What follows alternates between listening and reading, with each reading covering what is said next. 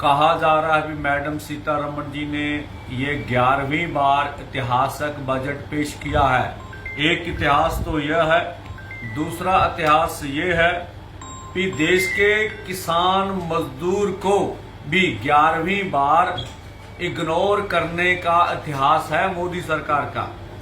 इस बार बजट में 1.52 लाख करोड़ की रकम रखी गई है। ये कुल बजट का 3% भी नहीं बनता है। हमारी आबादी 70% है देश के किसान और खेत मजदूर की, और उस बजट में रख के बोल रहे हैं एनवायरमेंट के अनुसार बीजों की खोज भी होगी, ग्रामीण विकास भी होगा और कुदरती खेती को प्रोत्साहन देने के लिए भी इसी में से करेंगे। तो मुझे लगता है कि एक बार फिर खेती सेक्टर जो इतना बड़ा था उसको इग्नोर किया गया।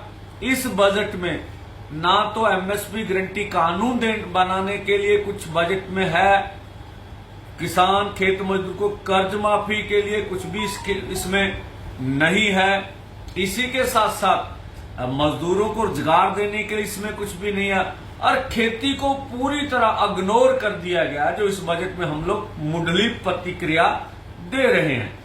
तो ये नकारात्मक बजट है, दिशाहीन बजट है। इसमें कोई भी खेती सेक्टर के लिए विजन नहीं है और खेती सेक्टर के विकास के लिए कोई योजना भी अब नहीं बची है। जो युवाओं के रोजगार की बात हमने सुनी है, तो भाई प्राइवेट कॉरपोरेट के कौन सा रोजगार युवाओं को देगा? सरकारी तो कुछ आप देने वाले नहीं है।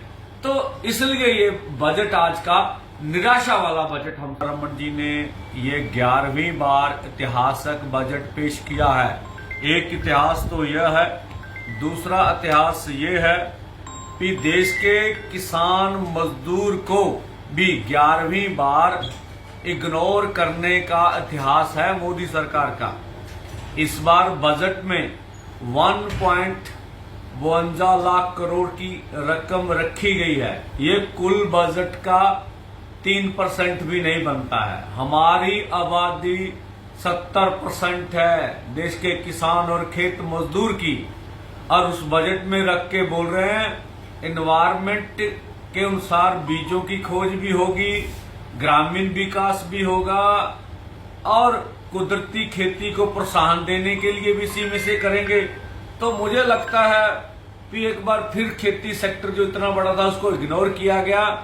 इस बजट में ना तो एमएसपी गारंटी कानून बनाने के लिए कुछ बजट में है, किसान खेत मजदूर को कर्ज माफी के लिए कुछ भी इसमें नहीं है, इसी के साथ साथ मजदूरों को रोजगार देने के लिए इसमें कुछ भी नहीं है, और खेती को पूरी तरह इग्नोर कर दिया गया जो इस बजट में हम लोग मुंडली प्रतिक्रिया दे रहे हैं। तो ये नकारात्मक बजट है, दिशाहीन बजट है। इसमें कोई भी खेती सेक्टर के लिए विजन नहीं है और खेती सेक्टर के विकास के लिए कोई योजना भी अब नहीं बची है। जो युवाओं के रोजगार की बात हमने सुनी है, तो भाई प्राइवेट कॉरपोरेट के कौन सा रोजगार युवाओं को देगा? सरकारी तो कुछ आप देने वाले नहीं है। तो इसलिए ये बजट आज का निराशा वाला बजट हम